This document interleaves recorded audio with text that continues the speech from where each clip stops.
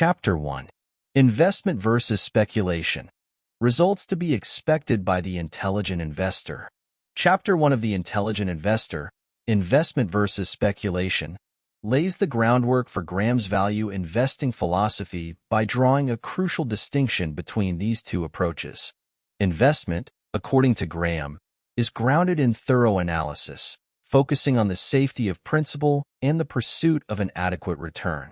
It involves a deep understanding of a company's underlying businesses and a commitment to protecting against losses.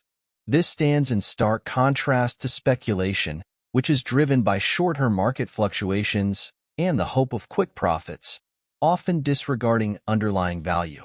Graham emphasizes that an adequate return doesn't necessarily mean a high return.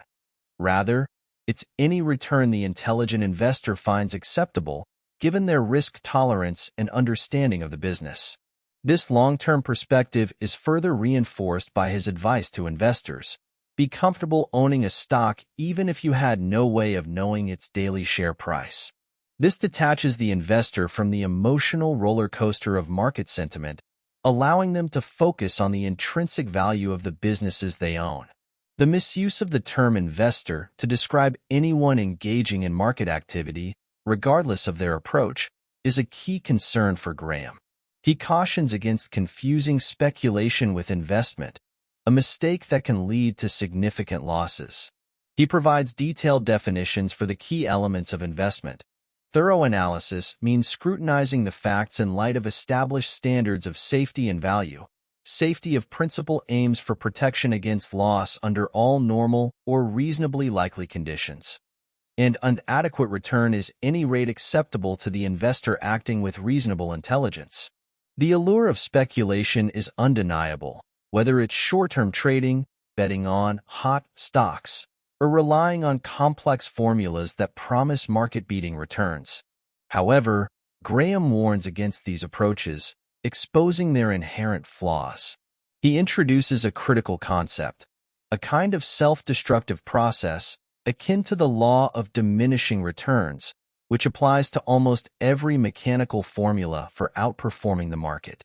These formulas either exploit random statistical flukes that eventually disappear, or, if they initially hold some validity, become self-defeating as their widespread adoption eliminates their edge.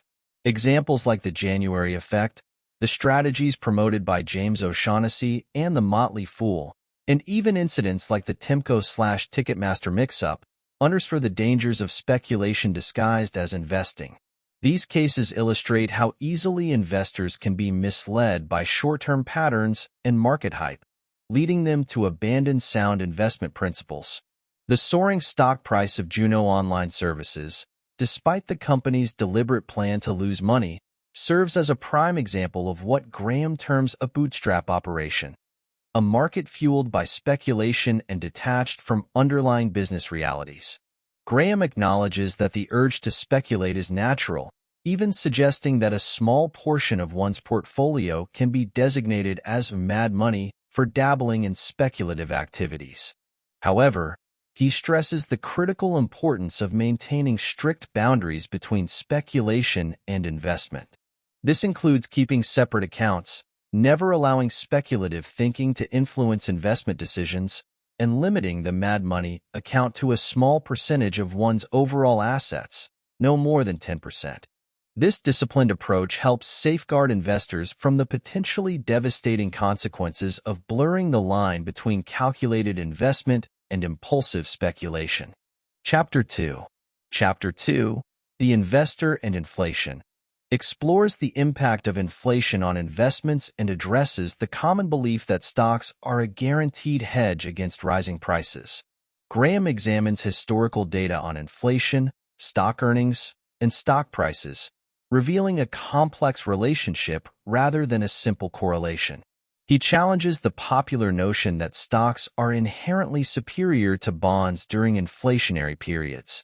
Just as it's foolish to assume any bond is safer than any stock, it's equally flawed to assume stocks always outperform bonds, especially when market valuations are high and dividend yields are low compared to bond interest rates. Analyzing historical data, Graham notes that while the U.S. has experienced significant inflation in the past, the highest five-year period occurred between 1915 and 1920, almost doubling the cost of living. While investors should anticipate future inflation, predicting its exact rate is impossible. He suggests a reasonable assumption for future inflation might be around 3% annually, based on the relatively consistent record of the past 2 decades. A key insight from Graham's analysis is the lack of a direct, causal link between inflation and common stock earnings. While common stocks have historically outperformed bonds over the long run, this outperformance isn't guaranteed, particularly not when bond yields are exceptionally high. He points out the disconnect between inflation and stock performance in the period from 1966 to 1970. Despite a 22% increase in the cost of living, the largest five-year jump since just after World War II, both stock earnings and prices fell. This illustrates the absence of a reliable, short-term relationship between inflationary conditions and stock market behavior. Examining corporate earnings relative to invested capital, Graham observes no consistent upward trend alongside rising prices. In fact, the return on invested capital has declined over time despite inflation. This is partly attributed to more liberal depreciation accounting, but it also highlights the complex factors affecting corporate profitability. While many assume inflation boosts earnings, the data presented contradicts this. The growth in DJIA earnings over the past 2 decades stemmed from increased invested capital, not inflation directly boosting returns on existing capital. He emphasizes that the primary way inflation can boost stock prices is by increasing the return on invested capital, something which historically has not happened reliably. One striking observation is the substantial growth of corporate debt between 1950 and 1969, far outpacing profit growth. This increased debt burden, coupled with rising interest rates, introduces a significant economic headwind for corporations, counteracting potential benefits from inflation. Had companies maintained lower debt levels, their earnings on equity capital would likely be even lower, despite inflationary pressures. Finally, Graham addresses alternative inflation hedges like gold and real estate. He points out that holding gold has historically yielded a lower return than even basic savings accounts due to storage costs and lack of income. While some collectibles have seen price appreciation, he expresses skepticism about their reliability as investments. Real estate, while potentially offering inflation protection, also carries risks of market fluctuations and requires specialized knowledge. Graham concludes by reiterating his recommendation from the previous chapter, a balanced approach between bonds and stocks. Despite historically high bond yields, the risk of substantial inflation necessitates holding some stocks as a potential hedge. This diversified strategy safeguards against unforeseen economic events and the unpredictable nature of both inflation and market fluctuations. Chapter 3. Chapter 3, A Century of Stock Market History, delves into the historical performance of the stock market to provide context for evaluating current market levels. Graham emphasizes the importance of understanding market history, particularly major fluctuations and the relationship between stock prices, earnings, and dividends. This historical perspective helps investors assess the potential attractiveness or dangers of the market at any given time. Using data going back to 1871, Graham presents a condensed overview of stock market performance. He highlights the long-term upward trend of the market despite numerous cyclical swings. 2 key indexes are used, a combination of the Cowles Commission study and the Standard & Poor's 500 Composite Index and the Dow Jones Industrial Average.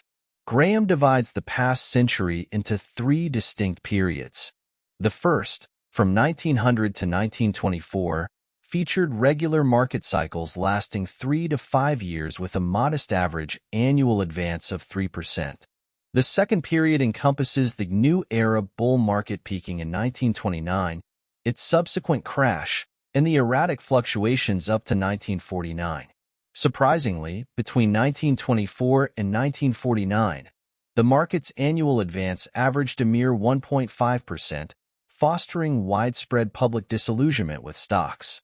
This set the stage for the third period, the unprecedented bull market starting in 1949. This period saw the Dow Jones Industrial Average rise more than sixfold between 1949 and 1966, an average compounded annual return exceeding 11%, excluding dividends. This remarkable performance led to a dangerous sense of complacency, with many expecting similarly high returns in the future, ignoring the possibility that the market had become overvalued.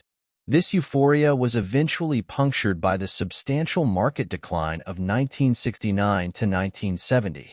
Graham emphasizes the need to examine earnings and dividends alongside price movements for a comprehensive understanding of market performance. He provides a detailed table summarizing these data over the past century, which demonstrates the long-term growth in earnings, dividends, and prices, though at varying rates. While the post-World War II era generally outperformed earlier decades, the 1960s showed less impressive growth than the 1950s. Importantly, Graham notes a significant deterioration in corporate earnings in 1970, with profit margins falling to their lowest level since the war years and a notable increase in bankruptcies. This signals a potential turning point, suggesting the long boom might be over. A crucial observation is the significant shift in price-slash-earnings ratios after World War II. The market's valuation, as measured by the price-slash-earnings ratio, expanded dramatically, reaching historically high levels by the early 1960s. Simultaneously, dividend yields fell while bond yields rose, marking a dramatic shift in investor sentiment and a potential warning sign. Analyzing the market level in early 1972, Graham compares it to previous periods he had analyzed: 1948, 1953, 1959, 1964, and 1968. He recaps his past assessments and acknowledges the difficulty of predicting market direction.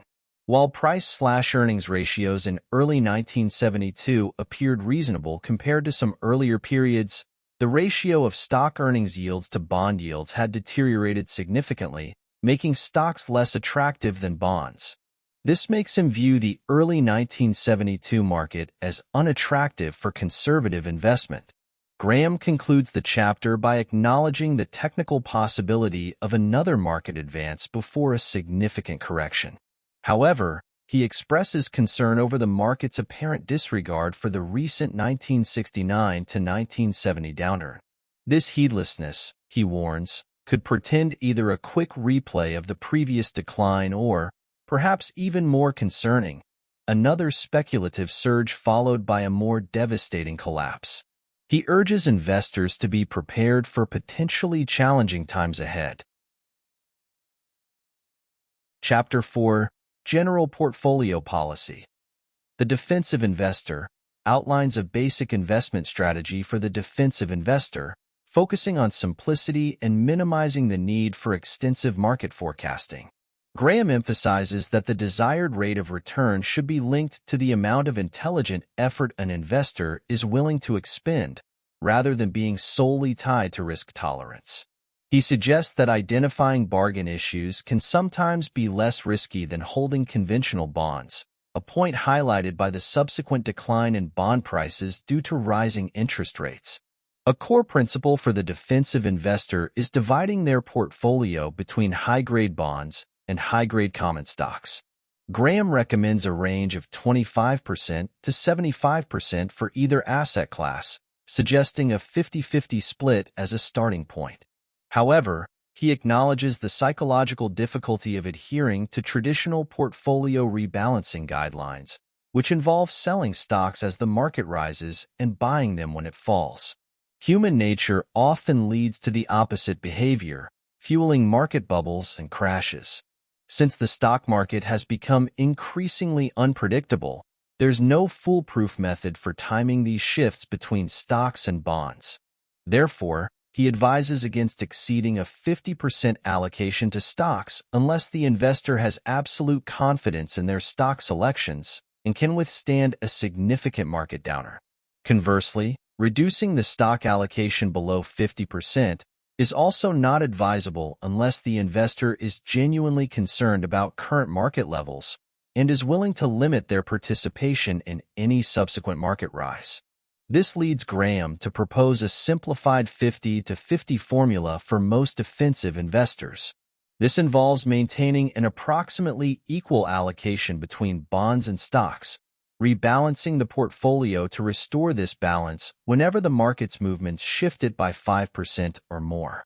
He cites Yale University's similar approach, though with a lower target stock allocation, and notes how even institutions can be swayed from their formulas by extended bull markets. Nevertheless, Graham believes a 50-50 approach provides several benefits: simplicity, a generally sound direction, encouragement for investors to react to market changes, and, most crucially, protection against excessive stock purchases during market peaks. This approach also provides psychological comfort during market swings, allowing the conservative investor to enjoy moderate gains during upswings and find solace during downturns. While acknowledging that alternative approaches might yield better results, Graham suggests that the higher income return offered by bonds currently makes a strong case for favoring them.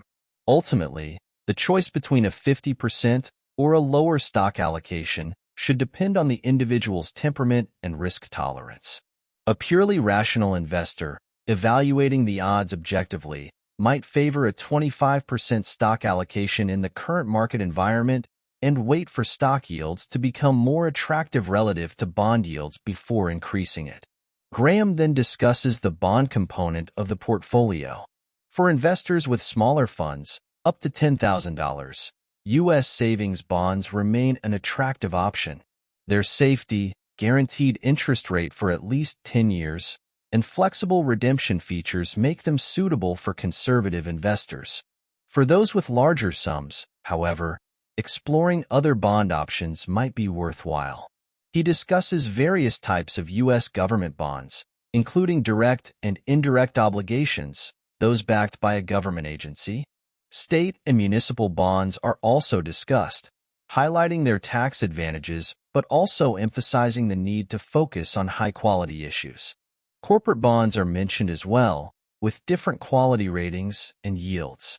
He generally advises against high-yield, lower-quality bonds for the ordinary investor due to the increased risk of price declines and defaults. However, the restrictions imposed by Congress on direct U.S. government debt have created some bargain opportunities in the form of government-backed securities like tax-exempt new housing bonds and taxable new community debentures, offering yields comparable to or higher than regular U.S. bonds. He also suggests that savings accounts or certificates of deposit, which currently offer comparable yields to short-term bonds, can be a suitable alternative. The chapter also touches on convertible bonds, preferred stocks, and income bonds. Preferred stocks are deemed inherently flawed due to their dependence on common stock dividends and lack of profit participation. While high-quality preferred stocks exist, they should generally be purchased only at bargain prices. Income bonds, which pay interest only when earned, are suggested as a potentially more attractive alternative to preferred stock for corporations, given their tax advantages. He ends with the pointed reminder that all investment-grade preferred stock should, logically, be purchased only by corporations. Finally, Graham discusses bond call provisions, previously a source of disadvantage for investors. He advises investors to favor non-callable bonds, or those with extended call protection, even if they offer slightly lower yields. Buying discounted low-coupon bonds offers similar protection against being called. This chapter ends by highlighting how investor behavior on Wall Street is often driven by ingrained habits and prejudices rather than rational analysis. The widespread acceptance of preferred stocks despite their inherent weaknesses and the relative neglect of income bonds exemplifies this tendency. Chapter 5, The Defensive Investor and Common Stocks, revisits the role of common stocks in a defensive portfolio, acknowledging the changing perceptions of risk and reward associated with stocks over time. Graham notes the shift from the 1940s, when stocks were considered highly speculative, to the present, the early 1970s, where a long bull market has instilled a sense of complacency among investors, even at record-high prices. He reiterates the two main historical advantages of common stocks: their tendency to offer protection against inflation and their historically higher average returns compared to bonds, driven by both dividend income and the reinvestment of undistributed profits. However, he cautions that these advantages disappear when investors pay excessively high prices for stocks. He cites the 1929 market crash as a prime example, noting it took 25 years for the market to regain its pre-crash peak. More recently, the escalating stock prices since 1957 have eroded the traditional dividend yield advantage stocks held over bonds. Despite his lack of enthusiasm for common stocks at the then current market levels, DJIA around 900, Graham still considers them a necessary component of a defensive portfolio, albeit a lesser of two evils compared to an all-bond portfolio given the ongoing threat of inflation. For selecting common stocks, Graham suggests 4 straightforward rules. Adequate diversification. Hold a minimum of 10 and a maximum of 30 different stocks to spread risk. Large, prominent, and conservatively financed companies. Focus on established companies with a strong financial position. He later clarifies this further. A conservative financial structure for an industrial company would be where the common stock at book value equals at least half its total capitalization including debt. For railroads or utilities, this should be at least 30%. Long record of dividend payments. Choose companies with a history of continuous dividend payments, ideally since at least 1950. He also clarifies this by suggesting that for today's market, a defensive investor might want to increase that timeline to a minimum of 10 years of dividend payment history. Reasonable price/earnings ratio. Limit the purchase price to no more than 25 times the average earnings over the past 7 years, and no more than 20 times the earnings of the most recent 12 months. This criterion is particularly important and acts as a filter against overvalued growth stocks. Graham then discusses growth stocks, companies with above-average earnings growth, and why they're generally unsuitable for defensive investors.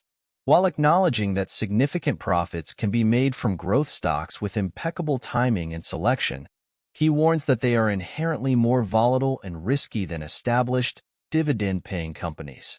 The dramatic price swings of even the most successful growth stocks like IBM and Texas Instruments unearth this point. This aligns with the commentary on Chapter 5, where recent examples of Microsoft and Cisco losing 55.7% and 76% of their share prices between 2000 to 2002 respectively, mirrors the previous examples of high-flying growth stocks experiencing steep declines. He highlights the crucial concept of the earnings multiplier, which helps determine how much investors are willing to pay for the underlying earnings of the business. This is a crucial factor that helps identify overvalued stocks that should be avoided by the intelligent investor. Regarding portfolio changes, Graham recommends periodic reviews, ideally with a trusted advisor from a reputable firm. He suggests adhering to the 4 stock selection rules above during these reviews and stresses that frequent changes shouldn't be necessary if the portfolio was well constructed initially.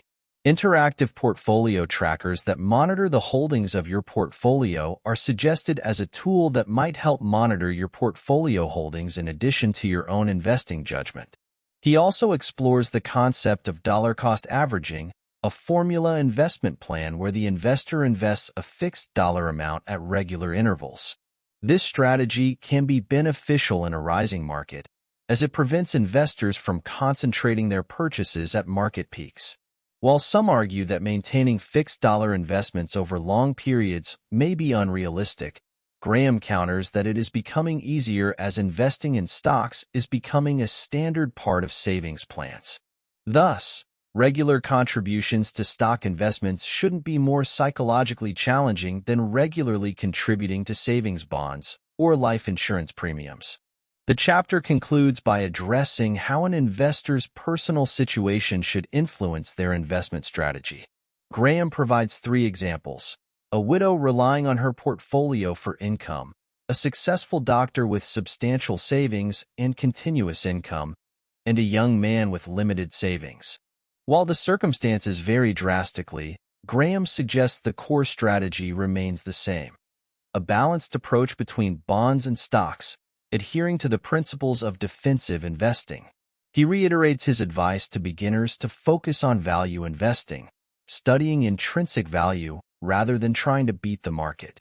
A key takeaway is that the right investment approach and target return should depend not on the investor's financial resources, but on their financial equipment, their knowledge, experience, and temperament. He ends with an important distinction between how risk is perceived. The common perception equates price declines with risk of loss.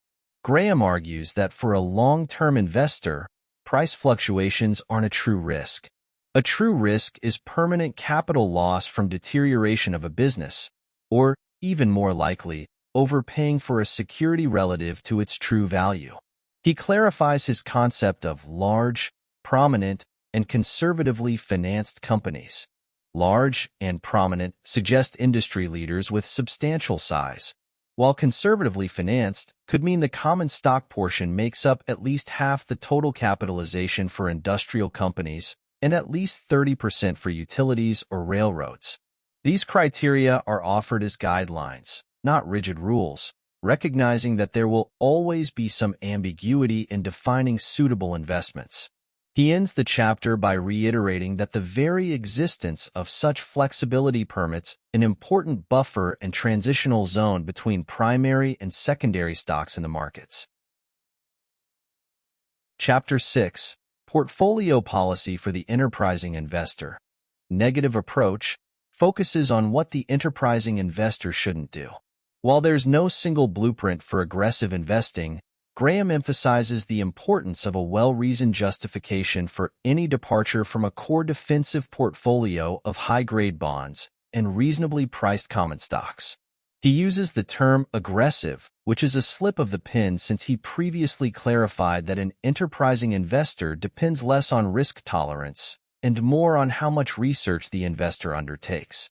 Graham advises enterprising investors against several types of investments. High-grade preferred stocks. These are better suited for corporate buyers due to tax advantages. Inferior bonds and preferred stocks. These should be avoided unless available at bargain prices, at least 30% below par for high-coupon issues. Foreign government bonds. These carry significant risks due to the lack of recourse for investors in case of default. New issues, including IPO. These often come with inflated prices driven by salesmanship and favorable market conditions. Convertible bonds and preferreds. While tempting, these new issues should be approached with caution. Common stocks with limited earnings history. Focus on companies with a proven track record, not just recent success. For standard bond investments, enterprising investors can follow the same approach as defensive investors, choosing between high-grade taxable or tax-free bonds. Regarding second-grade bonds and preferred stocks, Graham argues that their higher yields aren't sufficient compensation for their increased risk. He notes that most newly issued lower-grade bonds are convertible, placing them in a different category. Non-convertible, lower-grade bonds are typically older issues selling at discounts, offering potential for price appreciation if the company's credit rating improves or interest rates fall.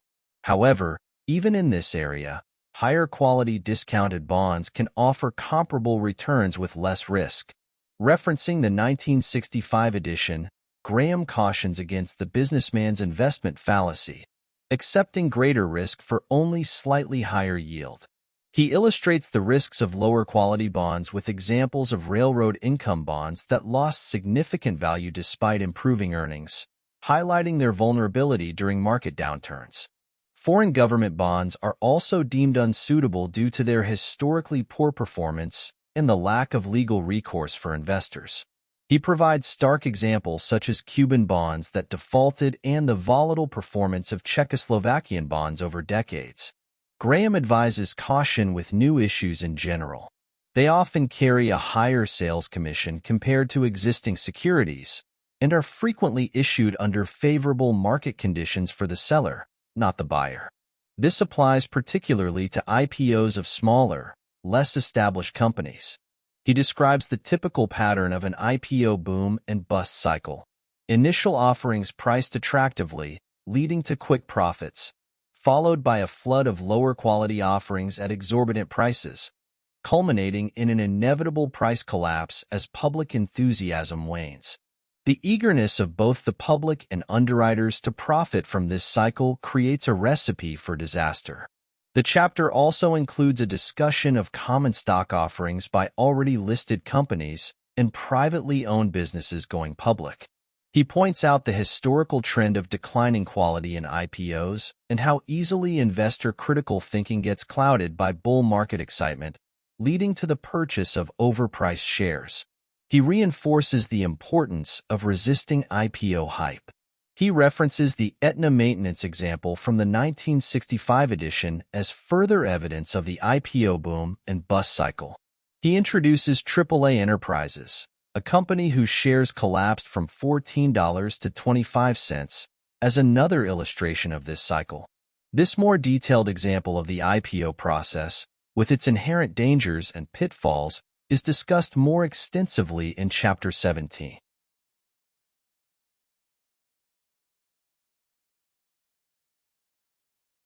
Chapter 7. Portfolio Policy for the Enterprising Investor. The positive side shifts the focus to proactive investment strategies for the enterprising investor seeking above-average returns. Graham begins by reiterating a few specialized opportunities primarily suited for enterprising investors like tax-free new housing authority bonds and taxable, high-yielding new community bonds, both effectively guaranteed by the U.S. government, and tax-free industrial bonds issued by municipalities, but backed by strong corporations. These specific opportunities no longer exist, reminding today's investor to do their due diligence before investing in an instrument. Additionally, he mentions bargain opportunities in lower-quality bonds that fall within that special situations category, where the lines between bonds and stocks blur, especially in distressed or defaulted debt situations. Graham outlines 4 key areas where enterprising investors can focus their efforts in common stocks. Market timing, attempting to buy low and sell high. Growth stock selection, identifying companies with superior growth potential. Bargain hunting, finding undervalued companies. Special situations, capitalizing on unique events like mergers, reorganizations, or liquidations. He begins with a discussion on market timing, noting its historical appeal and seeming simplicity when looking at past market charts. However, he emphasizes the difficulty of implementing such a strategy in recent times due to the unpredictable nature of market fluctuations. Graham suggests the 50-50 approach outlined in the previous chapter is the most suitable general strategy for investors under present market conditions. While allowing for deviations within a 25% to 75% range for either asset class, Graham cautions about trying to devise precise market timing formulas based on short-term market patterns, as these patterns are unreliable. He next discusses the growth stock approach, where investors aim to pick companies that will outperform the market. While growth stocks seem inherently attractive, Graham notes 2 key challenges. First, their prices often fully reflect or even overstate their growth potential, thus limiting future returns, even if the growth projections are correct. Second, predicting sustained high growth is exceptionally difficult, as growth inevitably slows as companies mature. Analyzing the performance of growth funds, Graham finds their long-term results were no better than the broader market averages, which suggests that growth stocks are also unlikely to consistently outpace the market. He also reinforces his message about the concept of the enterprising investor here. This term doesn't represent buying aggressive growth stocks, but rather an investor willing to undertake more research into their investment strategies. He cautions against investing in growth stocks trading at high price-earnings ratios, above 20. especially for defensive investors. He reiterates the use of average earnings from the past 7 years to calculate APE rather than just looking at last year's earnings, since companies tend to have widely fluctuating P/ES over time, even among large and established companies. A key observation is the wide price swings inherent in growth stocks, making them particularly risky even when the underlying companies remain fundamentally sound. Investor enthusiasm and speculation, decoupled from actual earnings growth, can amplify these risks. While some investors have made fortunes by holding on to shares of successful companies for the long run, Graham points out that this strategy requires close ties to the company, a long-term focus, and the ability to resist selling during inevitable market downturns. These characteristics are rare for ordinary investors. He also points out that these are fortunes made by insiders to the business, so it's unrealistic to expect that the average investor without this kind of insight into the business can profit similarly. Finally, Graham presents 3 specific areas suitable for enterprising investment. Relatively unpopular large companies. Graham suggests focusing on larger, out-of-favor companies facing temporary setbacks, as they tend to be undervalued by the market, while still having the resources to rebound, thereby offering a combination of safety and potential high returns. Analysis of the dogs of the Dow strategy, buying the cheapest Dow stocks based on price-earnings ratios, illustrates this principle. While this strategy has historically performed well, Graham cautions that additional criteria might be needed to refine the stock selection process. Purchase of bargain issues. This involves finding companies whose intrinsic value is significantly higher than their market price, by at least 50%. He emphasizes that bargains are frequently driven by short-term negative news or long-term neglect, leading to excessive pessimism among investors. He shares various examples of companies which would be considered bargain issues under this definition. However, he also reminds the reader to be wary of hindsight profits, noting that investing in companies with extremely fluctuating stock prices isn't the most suitable strategy for the intelligent investor. He also advises being cautious about relying solely on currently disappointing results when looking for bargains, as some companies do experience permanent decline.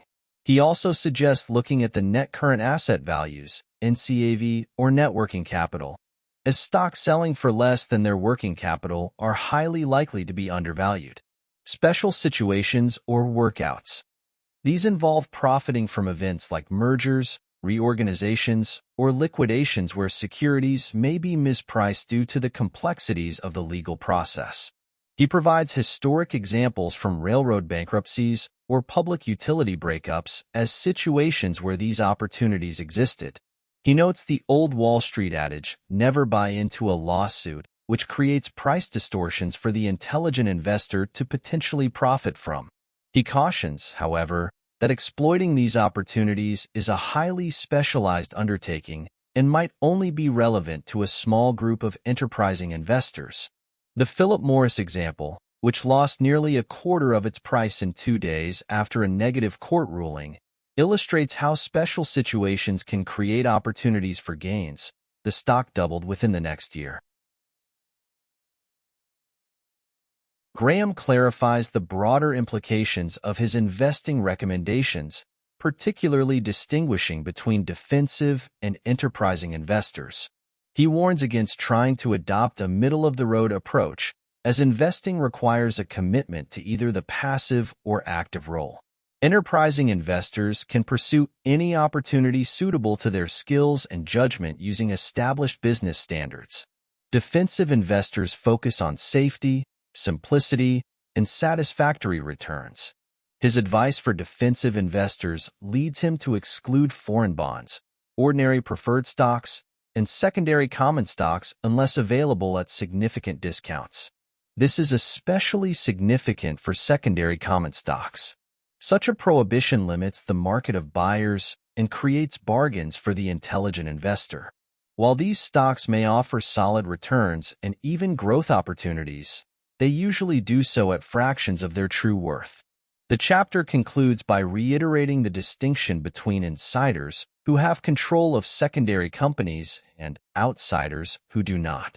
He acknowledges that a strict categorization into primary and secondary can be problematic. Many stocks fall in a gray area and may justify purchase at small discounts to intrinsic value. This emphasizes flexibility while continuing to adhere to core investment principles. Chapter 8, The Investor and Market Fluctuations, emphasizes the crucial role of investor psychology in navigating the inevitable ups and downs of the market. Graham begins by stating that investors with funds primarily in short-term, high-grade bonds, or U.S. savings bonds, are largely insulated from market fluctuations. However, longer-term bonds and, especially, common stocks are subject to significant price swings. Investors should be prepared for these fluctuations both financially and, even more importantly, psychologically. While the desire to profit from market movements is natural, it can easily lead to speculative behavior, which Graham strongly discourages. Graham discusses two ways investors try to profit from market swings: timing and pricing. Timing involves predicting market direction, while pricing focuses on buying below and selling above fair value.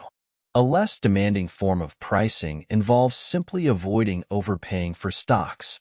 Graham believes that intelligent investors can succeed through pricing but warns that an emphasis on timing inevitably leads to speculation and its associated losses, which, as examples, include the forecasts made by Ralph Acampora, Thomas Galvin, and Abby Joseph Cohen just before the dot-com stock bubble began to disintegrate in 2000 to 2001.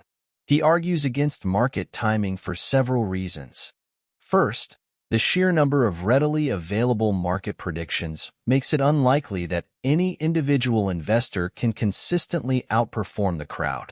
He highlights that the average investor is part of that crowd and should not expect to predict the market better than the whole mass of investors.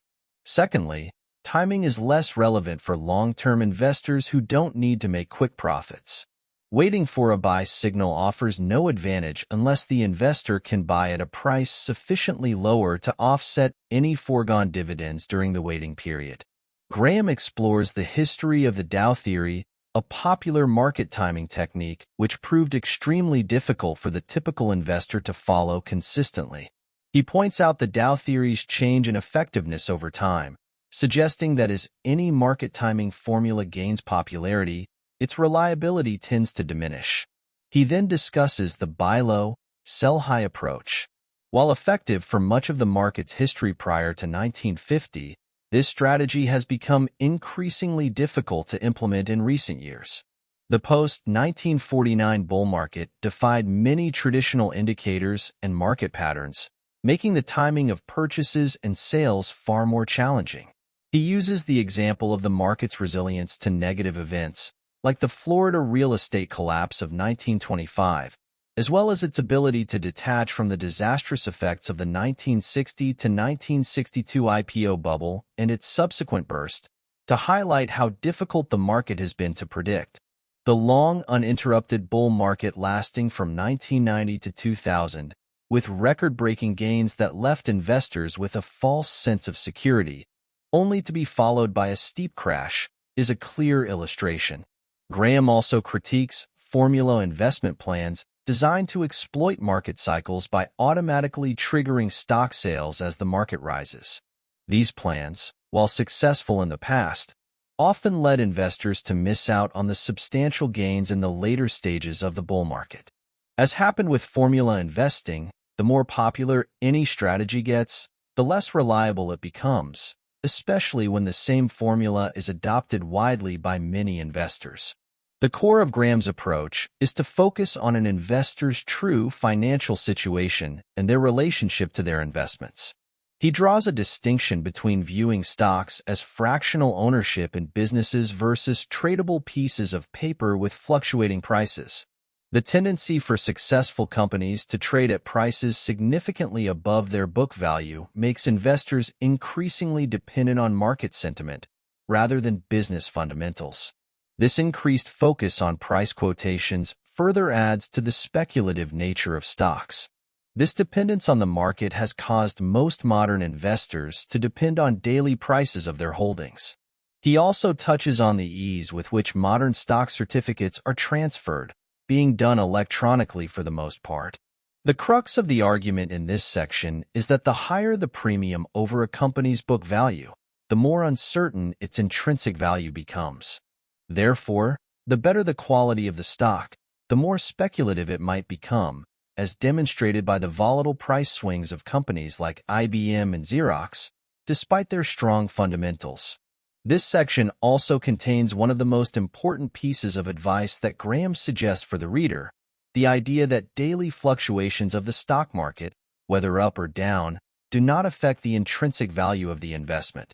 Investors who panic sell shares are perversely converting a basic advantage, buying at low prices, into a disadvantage. This concept is presented using the Mr. Market parable. A key element of this idea is that investors shouldn't feel forced to act on the market's daily valuations. Instead, they should do their own research to evaluate the underlying value of the business they own. For conservative investors, Graham suggests focusing on stocks priced reasonably close to their tangible asset value, within 1/3 above book value. This anchors the investment to a more stable metric than fluctuating market prices. However, he stresses that a low price alone isn't sufficient. Investors should also consider factors like earnings potential, financial strength, and long-term stability. The example of A&P demonstrates the wild swings in stock prices even for established companies, caused by speculative fervor and changing perceptions. The long-term history of A&P illustrates how the quality of businesses can change over time, sometimes for better but other times for worse, emphasizing the importance of continuous business evaluation for long-term holders of its stock. Finally, Graham discusses bond price fluctuations. Even high-quality bonds can experience significant price changes due to interest rate movements. He presents data demonstrating these swings, including the examples of Atchison, Topeka, and Santa Fe General Mortgage 4s and Northern Pacific Railway 3s. He then discusses the dilemma of bond investors and how they have to choose between the fixed short-term rate and variable principal, and suggests that a bond type where the interest payment changes as the index rates change might provide the optimal solution. This is largely the same as what a U.S. savings bond offers, although it is for a much shorter period of time. This dilemma has been addressed, in recent times, by the introduction of TIPS. Graham concludes that predicting bond prices is even more difficult than predicting stock prices and suggests investors select bonds based on personal preference for price stability or yield, highlighting U.S. savings bonds as the best choice for absolute principal protection. He also recommends a strategy for bonds similar to that for stocks. Disregard short-term price fluctuations as long as the underlying credit quality remains sound. Convertible bonds are susceptible to multiple factors impacting their price: changes in the underlying stock price, credit ratings fluctuations, and fluctuations in interest rate indices.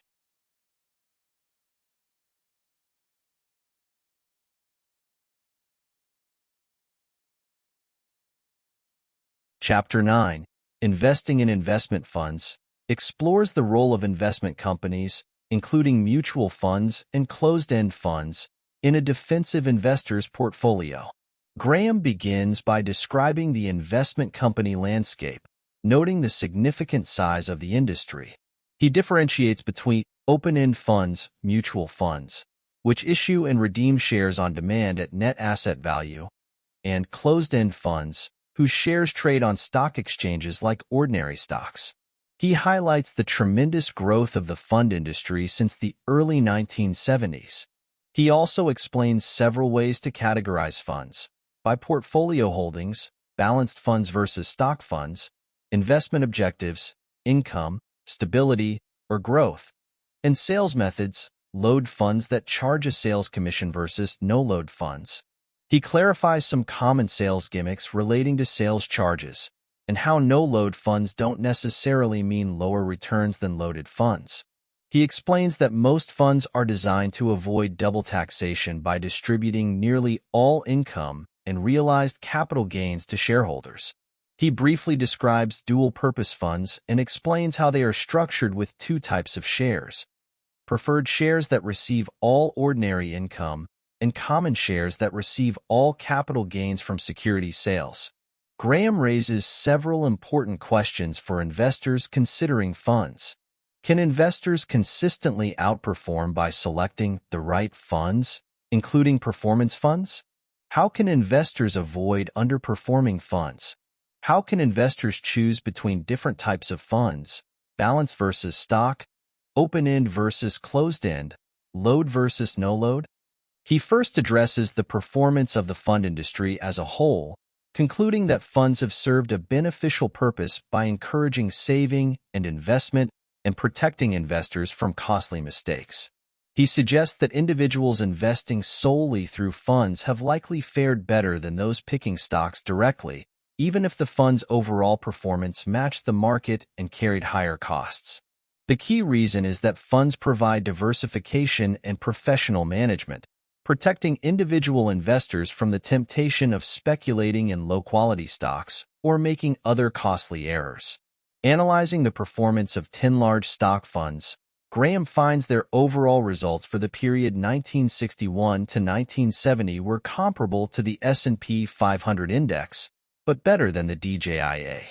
He acknowledges the controversy surrounding fund performance, but argues the industry can't be faulted for matching the market, since the professionals managing these large funds effectively dictate market movements themselves. He also highlights that choosing a single winning fund wouldn't guarantee future outperformance.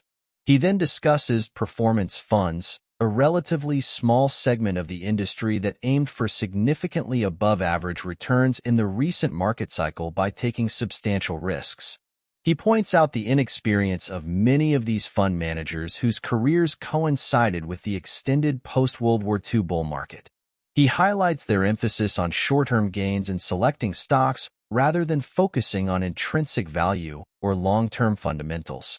He discusses Manhattan Fund as an example and the poor performance of other money manager funds once the market sentiment changed. This reminds the investor to consider the performance history of a fund across different market conditions and time periods. The examples of failed predictions of young fund managers highlights this point, and Graham reiterates his message that investors should approach speculative market schemes with extreme caution. He also illustrates that smaller funds might offer better returns since those managers can nimbly move in and out of securities. Regarding closed-end versus open-end funds, Graham observes that closed-end funds consistently trade at discounts to their net asset value, while open-end, mutual, funds typically carry a sales load. This makes closed-end funds inherently more attractive, offering more assets for each dollar invested. He counters the argument that the discounts on closed-end funds might widen further, explaining through an example that such a widening would need to be substantial to offset the load on open-end funds, and concluding that over the longer run, closed-end funds offer the better deal to an investor. While there are some closed-end funds that trade at a premium to their NAV, their long-term returns are not guaranteed to be always higher than open-end funds, hence are not necessarily more attractive. Finally, he examines balanced funds, which hold both stocks and bonds. He suggests a more logical approach is for investors to allocate funds to stocks and bonds directly, keeping the portfolio management simple. He ends by advising against non-convertible preferred stocks for reasons described in Chapter 4. Specifically their tax implications making them suitable for institutions and not individuals. He also includes data to show that preferred shares fluctuate widely in price over time, and thus do not offer any advantage to an individual investor. Chapter 10, The Investor and His Advisors, delves into the complexities of seeking and receiving investment advice. Graham highlights the unique nature of investment advice, noting that seeking guidance on how to make money in the market has an inherent element of naivete. Unlike other business decisions, where advice focuses on operational efficiency or market analysis, Investment advice often involves entrusting others with the responsibility of generating profits, a dynamic with no parallel in typical business situations. Graham categorizes the sources of investment advice: friends or relatives, local bankers, brokerage firms, financial services, and investment counselors. This varied list suggests a lack of systematic approach in how people seek financial guidance. He proposes a key principle. If relying heavily on others for advice, investors should either stick to conventional, conservative strategies or have exceptional knowledge of the advisor. Developing independent judgment is essential for moving from a defensive to an enterprising investment approach. He then discusses several specific types of advisors. Investment counsel and trust services. Graham observes that established investment counsel firms and trust services of banks tend to be modest in their promises, focusing on conservative investments primarily in high-quality securities and government bonds. They prioritize capital preservation and a reasonable income stream, viewing any additional returns as a bonus. Their main value lies in protecting clients from errors. He notes that these services are not targeted at investors with less than $1 million in assets and that independent financial planners, although focusing on investments with varying qualities, might serve as comparable service providers. Financial services. These companies provide standardized information and recommendations through bulletins, often focusing on market forecasting, which Graham dismisses as irrelevant for true investors. While some reputable services like Moody's and Standard & Poor's provide valuable data and analysis, their recommendations often emphasize short-term prospects rather than intrinsic value.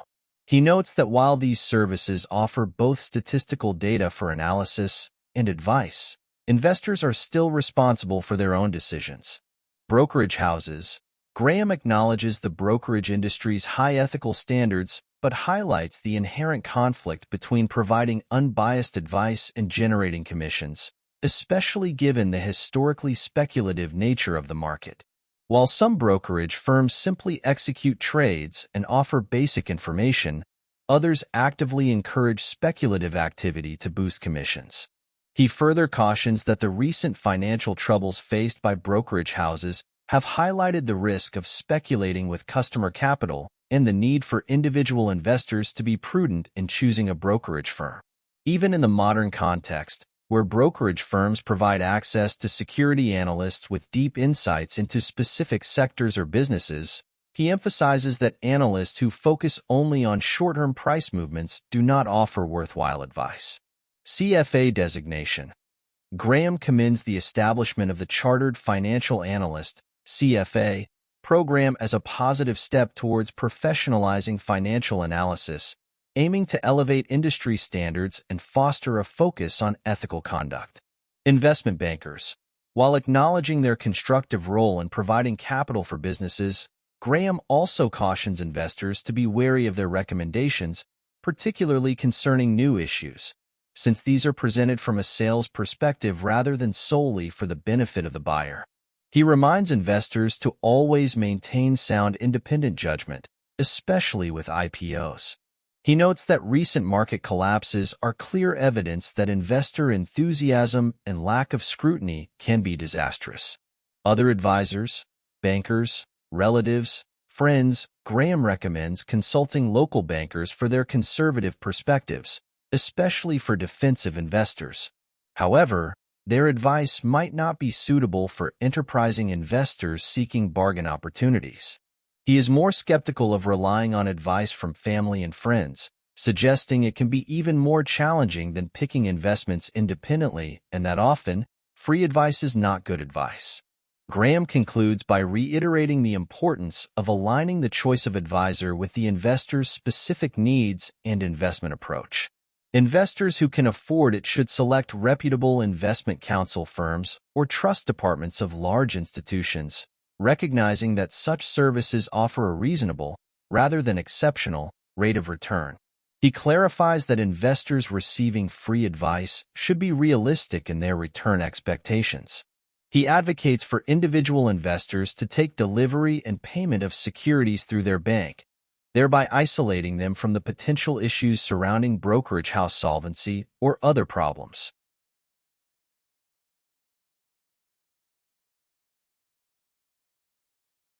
Chapter 11, Security Analysis for the Lay Investor, General Approach, offers a simplified framework for understanding and applying security analysis.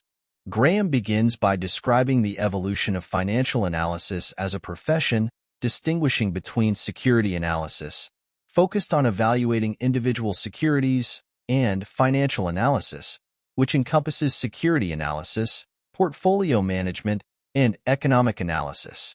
He mentions the shift towards financial analysis even during his time, highlighting its increasing importance.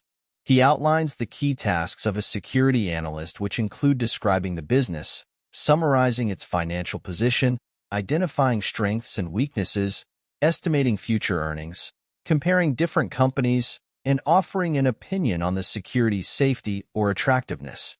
He emphasizes that the modern security analyst relies on sophisticated techniques, potentially adjusting figures from a company's statements, highlighting items not obvious, and also creating specific standards for judging securities. He notes that recent efforts by analysts have focused on growth stocks, and analysts have relied on complex mathematical techniques to justify their high valuations. However, he cautions against over-relying on these techniques, especially for growth stocks, as their dependence on future projections makes them susceptible to error. He emphasizes that these projections rely on a company's growth rate continuing for an extended period of time, and that this can cause wide variations in potential valuations. Graham then addresses two fundamental questions for lay investors. What are the primary tests of safety for bonds and preferred stocks? What are the key factors in valuing a common stock? Bond analysis. The primary measure of safety for corporate bonds is the coverage of fixed charges, how many times the company's earnings can cover its interest payments. For preferred stocks, it's the coverage of combined interest payments and preferred dividends. He suggests specific coverage thresholds for different types of companies, offering alternative tests based on the poorest year's earnings or the percentage earned on the principal amount of debt, and highlights the importance of these ratios to determine the safety of bond instruments. He also lists additional criteria for assessing bond safety: size of the enterprise, stock/equity ratio, a measure of downside protection, and property value, particularly relevant for utilities, real estate firms, and investment companies. Graham acknowledges the inherent limitation of using past performance to predict future safety and provides real-world examples where this premise has been proven accurate. He ends his discussion on bond safety with the story of Penn Central's collapse, highlighting how ignoring traditional metrics like coverage ratios can be disastrous. Common stock analysis. The ideal approach to common stock analysis involves estimating future earnings and applying an appropriate capitalization factor, or multiplier, to arrive at an estimated value. This value can then be compared to the current market price. He presents an illustrative example where projections made in 1964 by the Value Line Investment Service are compared with the actual 1968 results. He reiterates here that evaluating individual businesses is hard, and thus diversified portfolios are preferable to the average investor.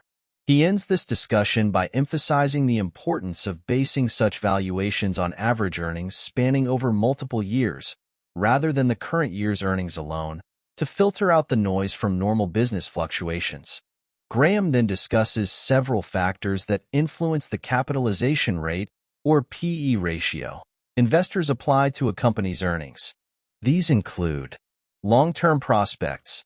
Investor sentiment regarding future prospects drives price/earnings ratios. Graham cautions that projections are just as prone to error as they are accurate. Management quality. While it is a critical element, assessing management is difficult. He suggests focusing on objective factors reflected in the company's track record and future estimates, rather than subjective opinions. Sudden management changes that haven't yet impacted the company's financials can also provide opportunities for shrewd investors. The example of Chrysler's turnaround under Walter Chrysler and later a management team from Consolidation Coal highlight the role of management in a company's fortunes. Financial strength.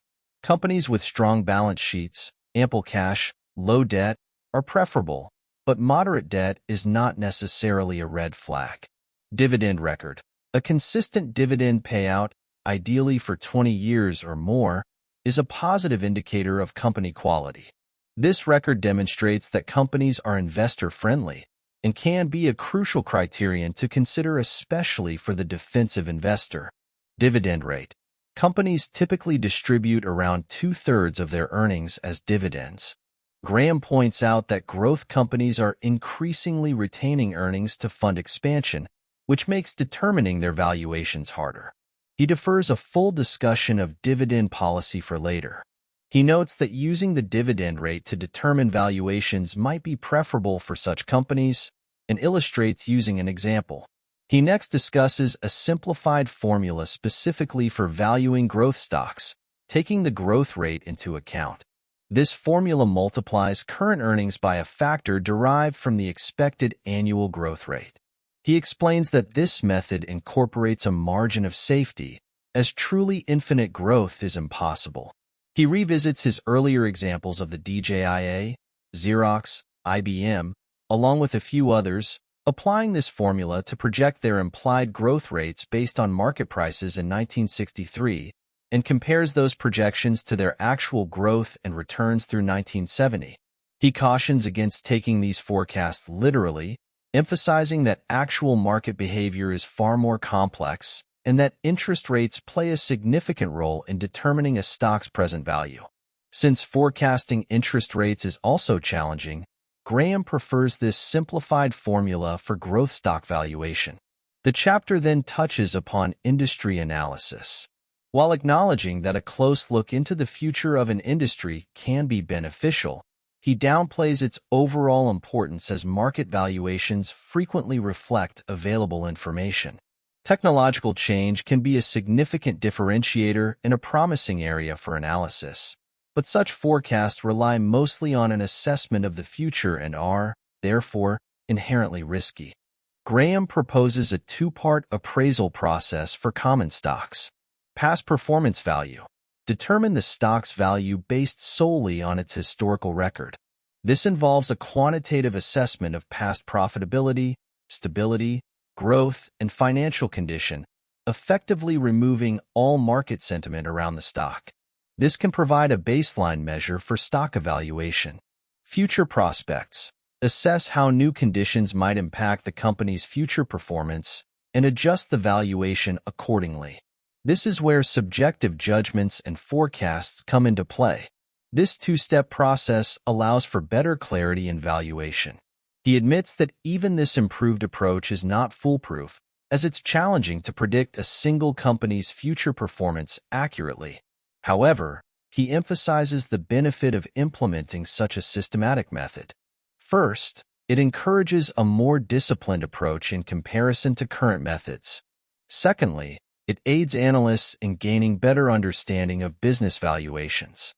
Thirdly, over time, it generates a valuable body of consistent data that could eventually refine these techniques and create higher accuracy in assessing company valuations.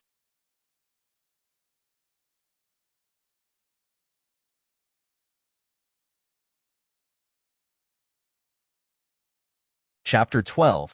Things to consider about per-share earnings. Cautions investors about the potential pitfalls of focusing too heavily on short-term earnings figures. Graham offers two seemingly contradictory pieces of advice. First, don't take a single year's earnings too seriously.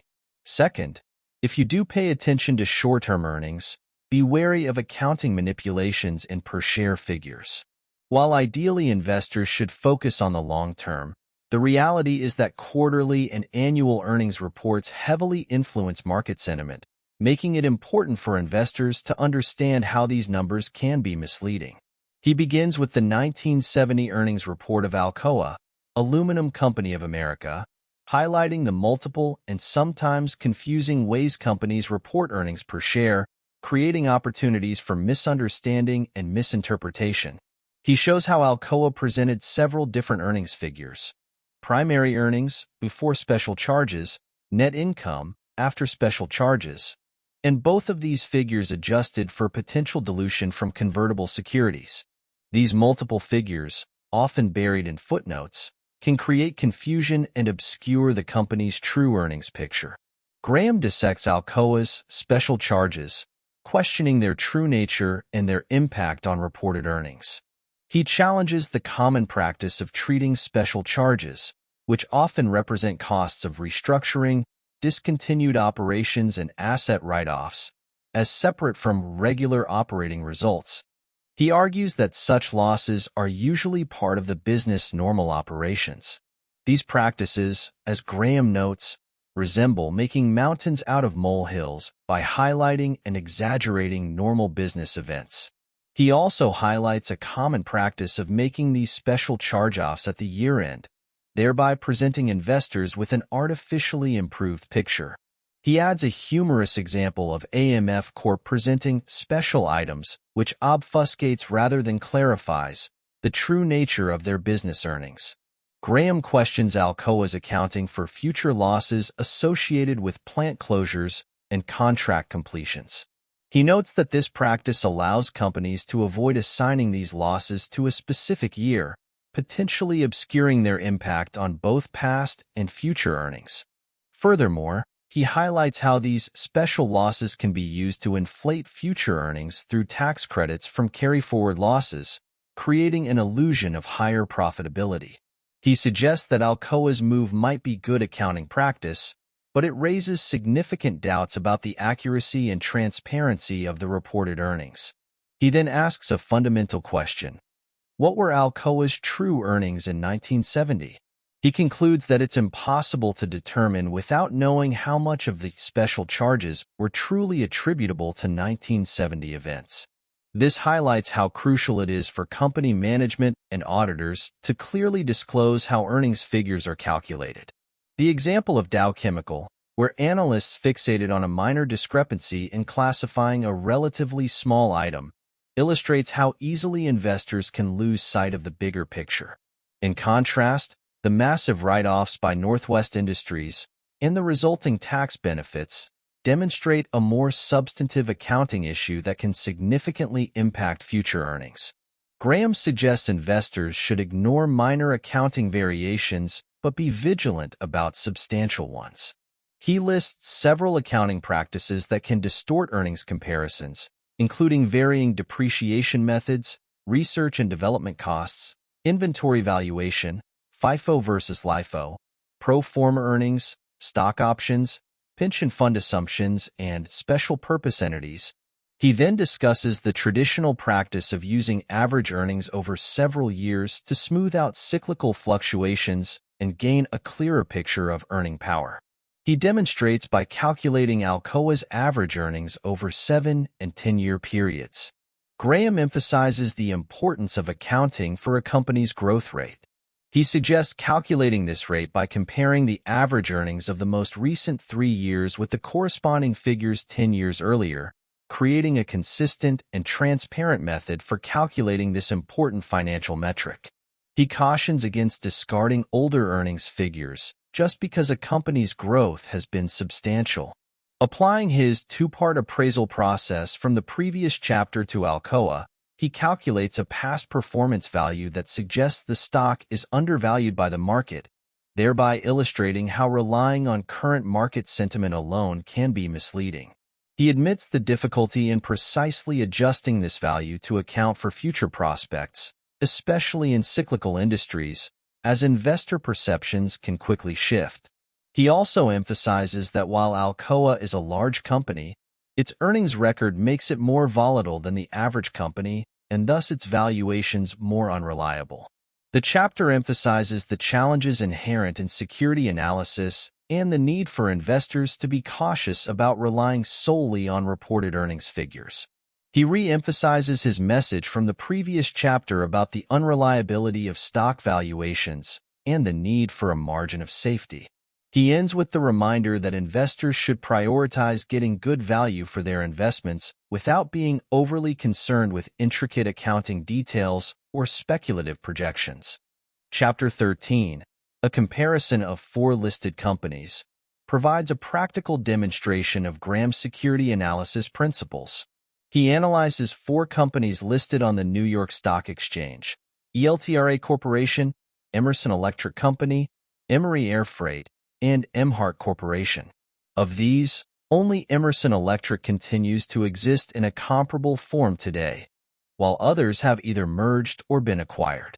Graham presents key financial data for these companies, including their market capitalization, sales, net income, earnings per share, book value, and other relevant metrics. See Tables 13.1 and 13.2.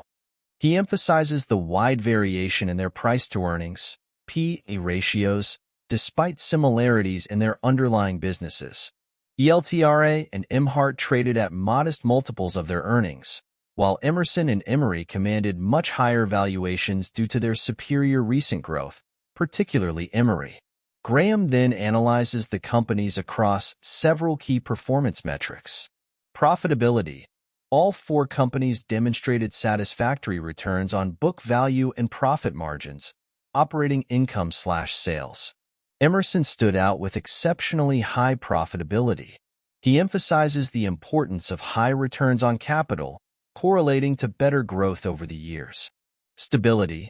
Emerson and Emory exhibited perfect earnings stability, no declines over the past 10 years, while ELTRA and Emhart experienced moderate declines comparable to the overall market. Growth. All 4 companies exhibited satisfactory past growth in earnings per share, with ELTRA showing particularly impressive growth relative to its low P/E ratio. Financial position. All 4 companies displayed robust financial health with ample current assets relative to their liabilities and minimal long-term debt. Dividends. Emhart boasted the longest history of uninterrupted dividend payments, while ELTRA also had a strong record. Emerson's record was deemed adequate, and Emory, being a newer company, had a limited history.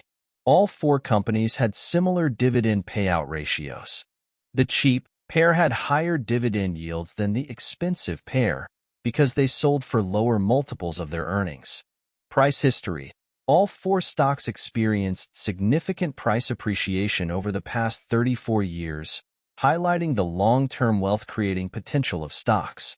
However, this also suggests the possibility of exaggerated declines during earlier bear markets. Graham then discusses each company individually. He expresses caution about Emerson Electric due to its high valuation, drawing a parallel with Zenith Radio, a once high-flying growth stock that subsequently experienced a steep decline. He points out that exceptional valuations carry above-average risk. While acknowledging Emory Air Freight's impressive growth, Graham expresses concern about its exceptionally high P/E ratio, nearly 40 times its most recent earnings, cautioning that sustaining high growth becomes more difficult as companies grow larger. He also observes that Emory continued growing during a downturn in the airline industry, indicating potential vulnerability to changing industry conditions or increased competition. As it turned out, Emory fared quite poorly after 1972. He notes that while both Emhart and ELTRA exhibited solid business performance, they haven't been popular on Wall Street, lacking glamour. They are thus valued more reasonably by the market despite their fundamental strength and above-average financial and growth performance.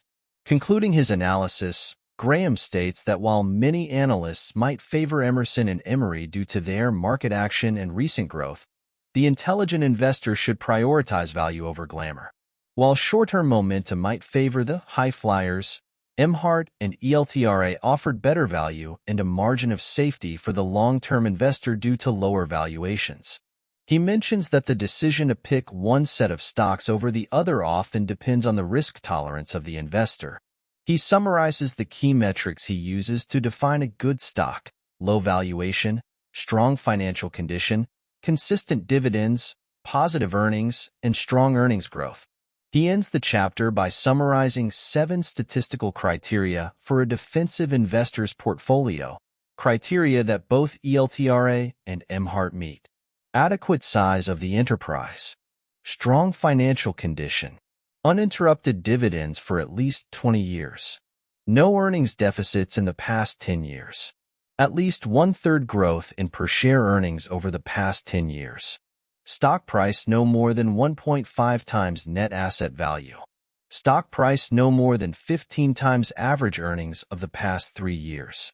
He acknowledges the possibility of future disappointments even with carefully chosen stocks and concludes by recommending a diversified approach based on sound principles and sensible criteria. He notes that while ELTRA and MHART might seem like better buys than the others, this does not guarantee that they would do so in the short run.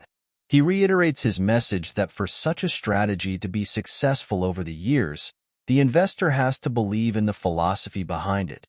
Investment strategies and stock picks ultimately depend on the risk tolerance and attitude of the individual investor. Chapter 14, Stock Selection for the Defensive Investor, provides practical guidance on building a common stock portfolio. Graham reiterates the defensive investor's strategy, focus on high-grade bonds, and a diversified list of leading common stocks purchased at reasonable prices. He offers 2 approaches for constructing this stock portfolio. DJIA-type portfolio. Acquire a representative sample of leading companies, mirroring the Dow Jones Industrial Average, DJIA, either by owning all 30 stocks in equal amounts or by investing in several representative index funds. This is further simplified for today's investor by using a low-cost total stock market index fund.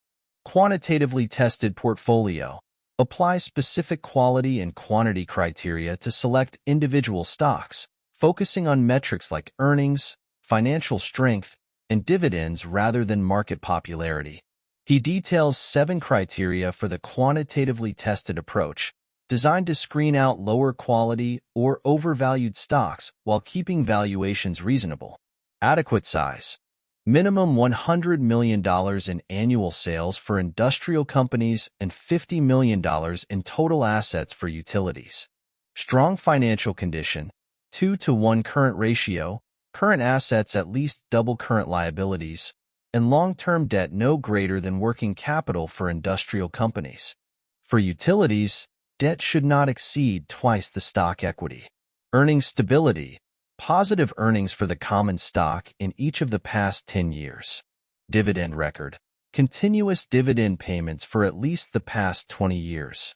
Earnings growth. At least a 1/3 increase in per-share earnings over the past 10 years, using 3-year averages at the beginning and the end of the period. Moderate P/E ratio. Current price no more than 15 times average earnings of the past 3 years. Moderate price-to-assets ratio. Current price no more than 1.5 times the book value. A lower P/E can justify a higher price-to-book ratio, using 22.5 as a maximum product of these 2 multiples. He calculates by using examples. These criteria impose both lower and upper limits to screen out smaller or financially weak companies and to filter out popular but overpriced stocks. He highlights that P/E ratios of no more than 15 are not typical. Many financial analysts believe that it's fine to pay high multiples for high-quality companies. Graham argues that such high prices are unsafe for the defensive investor. He calculates the maximum P/E using data for the 10-year AA corporate bonds and shows that under the prevailing interest rate climate of the time, an upper limit for P/E should be 13.3. He also calculates, using historical standards, that a 20% discount to that number offers a potentially more attractive entry point for an investor. Applying these criteria to the DJIA stocks at the end of 1970, Graham finds that while the index as a whole met most of the requirements, only 5 individual stocks, American Can, AT&T, Anaconda, Swift, and Woolworth, satisfied all 7. These 5 stocks collectively displayed a superior financial profile compared to the entire DJIA, except for a lower average growth rate. He also shows that only a small number of all industrial stocks are likely to meet these stringent standards. He uses an example of an online stock screener as a tool that can be used to identify such stocks. He then examines public utility stocks, highlighting their stable and regulated nature and finding them generally well-suited for the defensive investor. Using the Dow Jones Utility Average and a random sample of other utility stocks, he demonstrates that many met his criteria at the beginning of 1972, offering a combination of growth, stability, reasonable valuations, and attractive dividend yields. The regulated nature of utility companies is not a disadvantage but an advantage for the conservative investor. He does mention that unforeseen issues such as cost overruns at nuclear plants or bungled regulation in markets like California can have detrimental effects on such stocks. Hence, diversified portfolios and using investment tools such as index funds are recommended for this type of investment as well. He contrasts the performance of utilities with railroads, which have generally fared poorly, and suggests that while a blanket recommendation or condemnation of any single sector isn't generally sound, investors should carefully compare railroad stocks to alternative options. He makes the same comment about the volatile airline sector in modern times. He then discusses the concept of selectivity, the pursuit of outperforming stocks. Graham argues that selectivity, while attractive in theory, is exceedingly difficult to achieve in practice. He argues that choosing a better stock comes down mostly to the personal preferences of the analyst, rather than any fundamental edge in their analytic skills. If all analysts agreed on a single best stock, its price would quickly rise to reflect that. He points out the double basis for market valuations: 1, the known facts, and 2, future expectations. These give rise to two different approaches to security analysis. Prediction or qualitative approach focuses on projecting a company's future performance and often disregards current price. The example of airline stocks, whose prices remained high despite disappointing performance, illustrates this disconnect. Protection or quantitative approach emphasizes identifying a margin of safety by buying below intrinsic value. Graham consistently favored the quantitative approach, prioritizing value in hand over uncertain future prospects. He acknowledges that this contradicts the views of many financial analysts who prioritize qualitative factors like management and industry trends above financial metrics. Ultimately, picking best stocks is a highly debated topic, and Graham advises defensive investors to sidestep it by focusing on diversification. Within his broader criteria, however, investors still have room to include individual preferences for technological innovation or other factors not directly reflected in current valuations.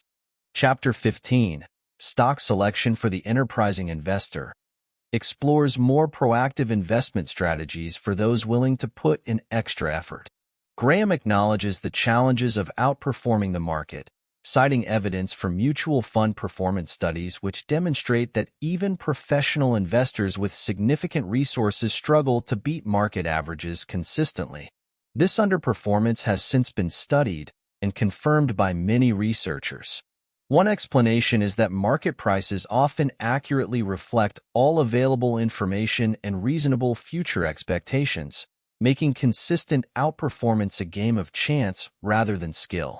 The increasing number of analysts further contributes to this efficient market, quickly incorporating new information and expectations into stock prices. He illustrates by comparing security analysts on Wall Street to bridge players at a competitive tournament, where the winner is largely determined by luck rather than skill. He clarifies how this analogy ties to stock selection for an investor.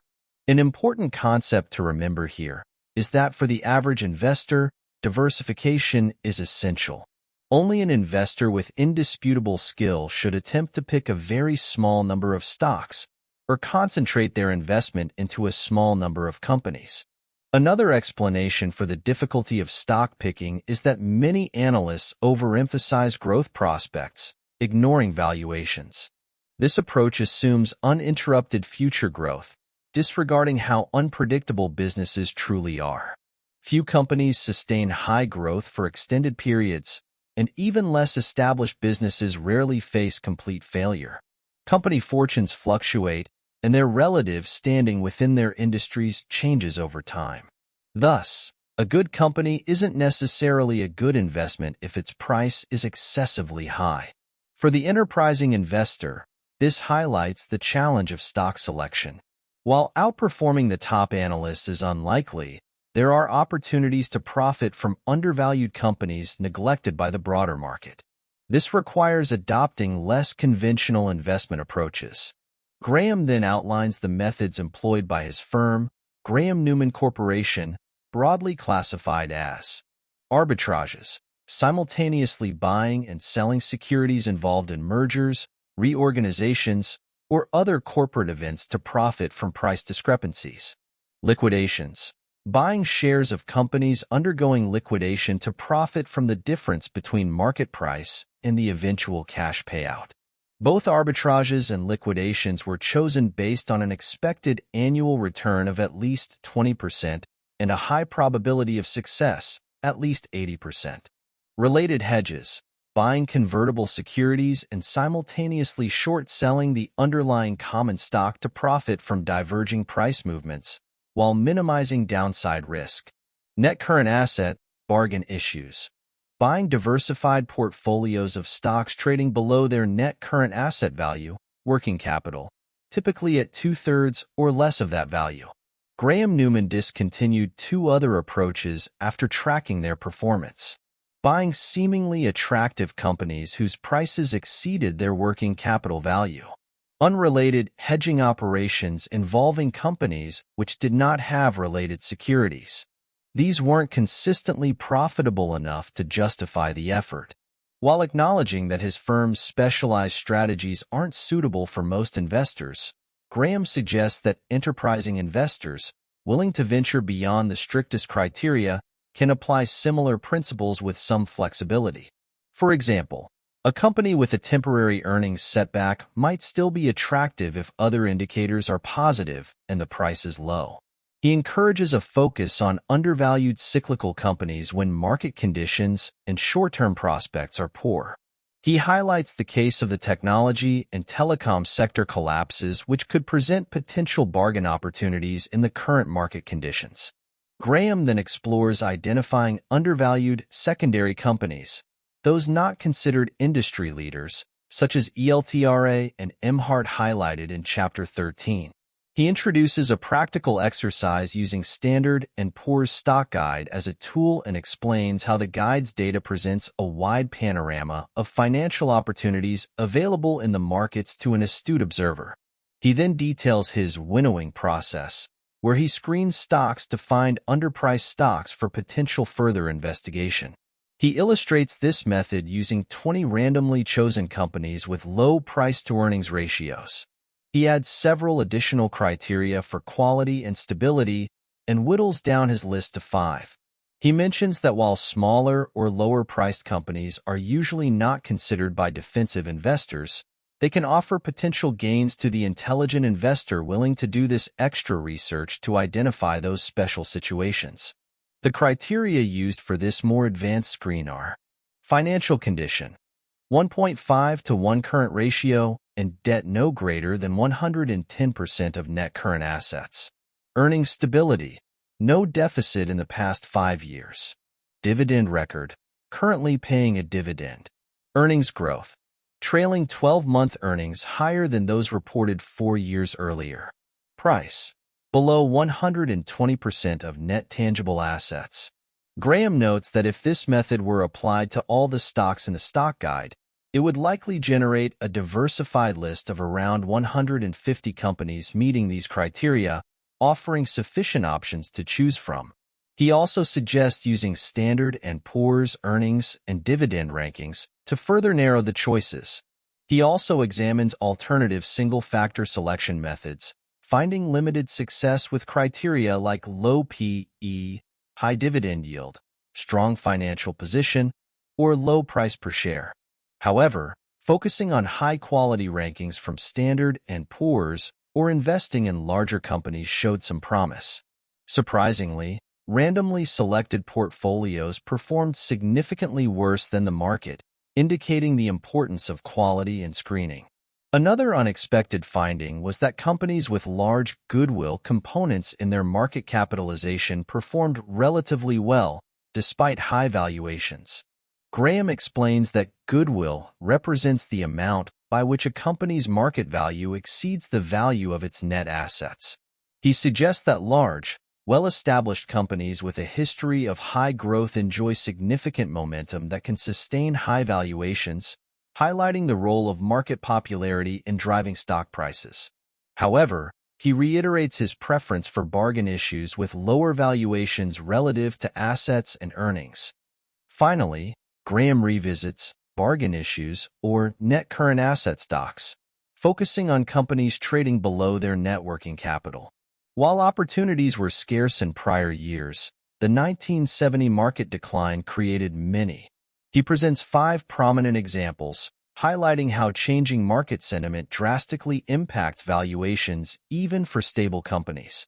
He compares these undervalued companies to overpriced IPOs, highlighting the market's tendency to overreact on both extremes and suggests that this irrationality creates longer-term opportunities.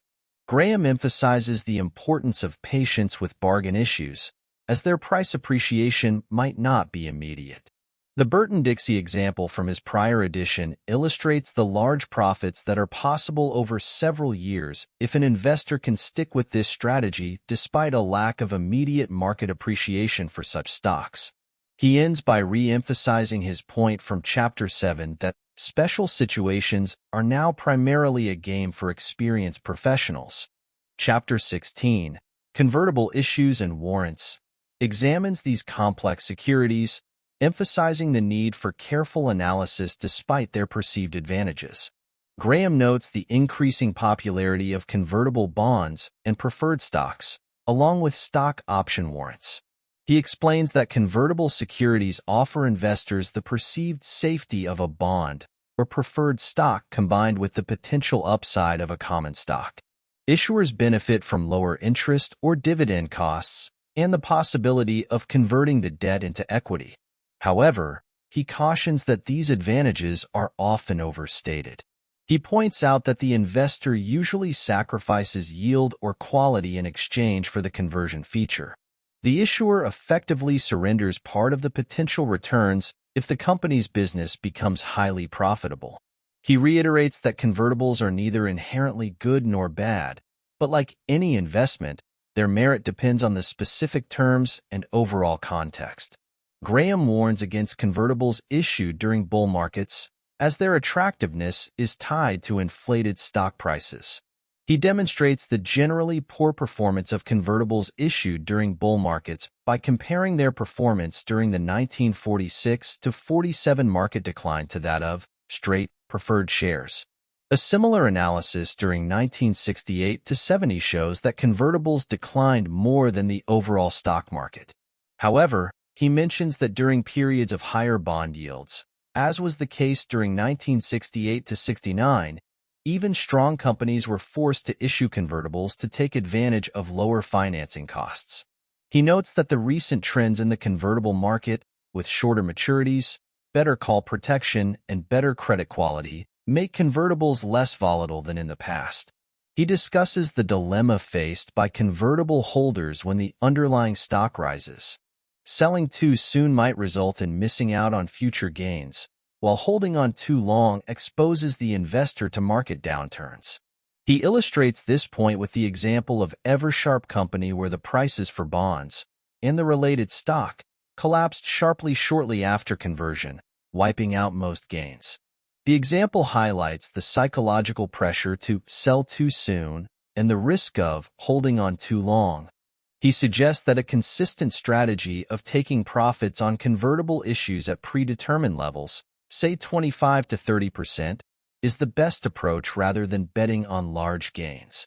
He introduces an interesting adage, never convert a convertible bond, since converting from a bond to a stock means forfeiting any advantage you were deriving by being a bondholder, with the risk of becoming a stock speculator.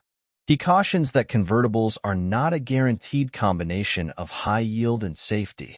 They require careful evaluation during down markets. Graham discusses how convertible issues can be used in mergers and acquisitions, often leading to an artificial increase in reported earnings per share. The resulting price increases, however, might not be sustainable due to the dilution of existing shareholders' earnings. He provides several examples of companies with substantial amounts of convertible securities outstanding, illustrating this potential for dilution.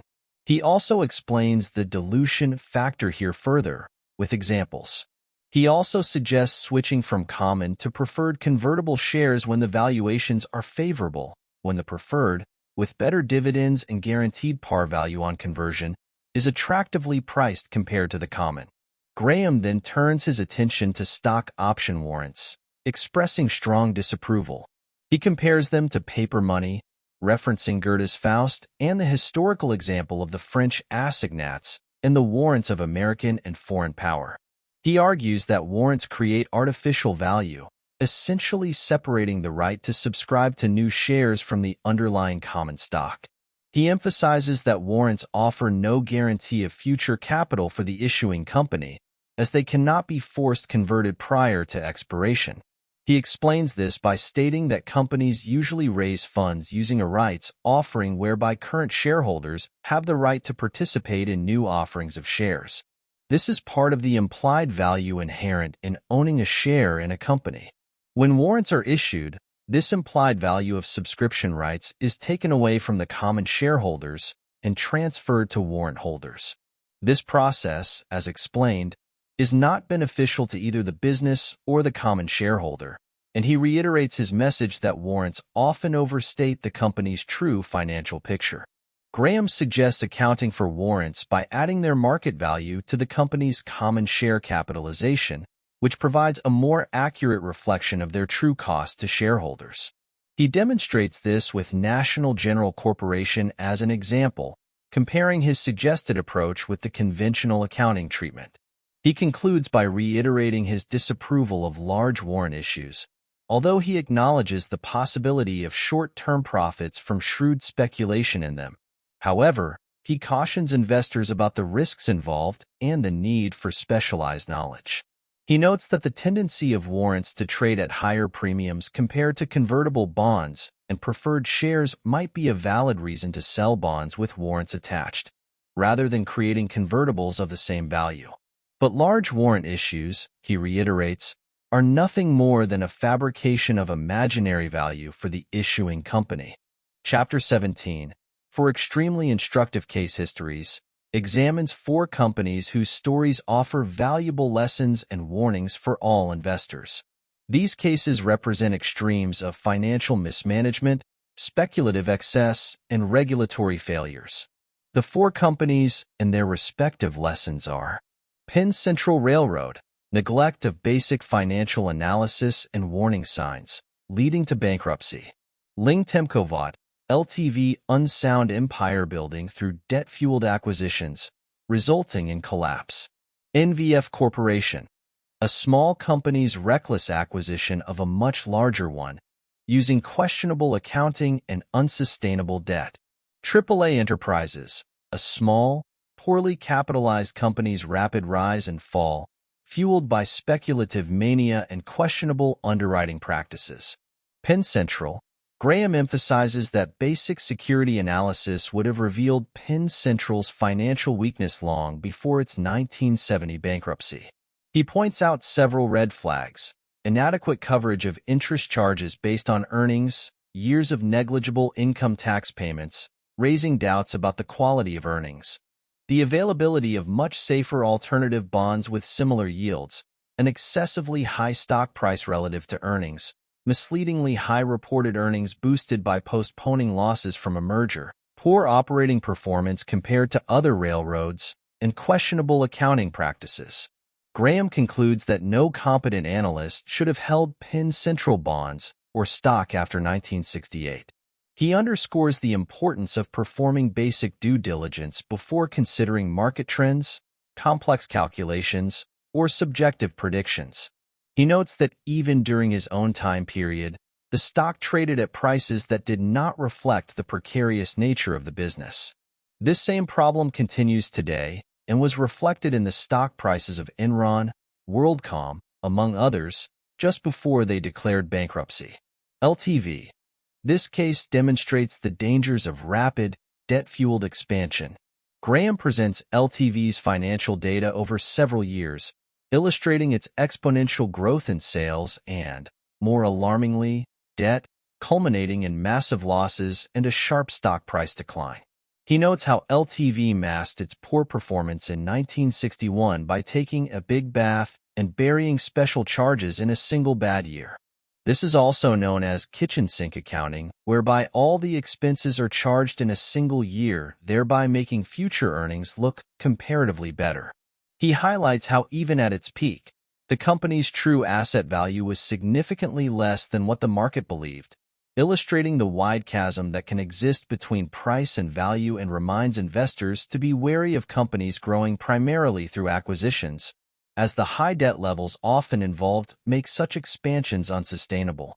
He questions how commercial banks enabled this reckless expansion by lending such high amounts despite clear signs of financial weakness, foreshadowing similar failures in recent times surrounding the collapse of companies such as Enron or WorldCom. He highlights the role of banks in supporting unsound business expansions which, rather than disappearing over time, continues to this day. NVF Corporation. This case exemplifies a smaller company taking over a vastly larger one using high levels of debt and questionable accounting. NVF's acquisition of Sharon Steel drastically increased its debt burden and turned its previously reported profit into a loss. Graham details how NVF manipulated its balance sheet by treating deferred debt expense as an asset and excluding the equity portion in Sharon Steel from shareholders' equity. He discusses several additional accounting techniques used to misrepresent the financials. He also points out the disconnect between NVF buying back its warrants at a time when its bonds traded below their par value, signaling underlying financial trouble. He mentions that the artificially inflated earnings based on accounting manipulations eventually collapsed, reminding the investor to approach companies with histories of serial acquisitions cautiously, as these high levels of debt often lead to financial problems. He concludes that the NVF story underscores the need for investors to be alert to misleading accounting practices and unsustainable financial structures. AAA Enterprises. This case demonstrates the dangers of investing in small, poorly capitalized companies fueled by market hype. Graham recounts the rapid rise and fall of AAA Enterprises, a mobile home franchisor that expanded into unrelated businesses funded by an overpriced public offering.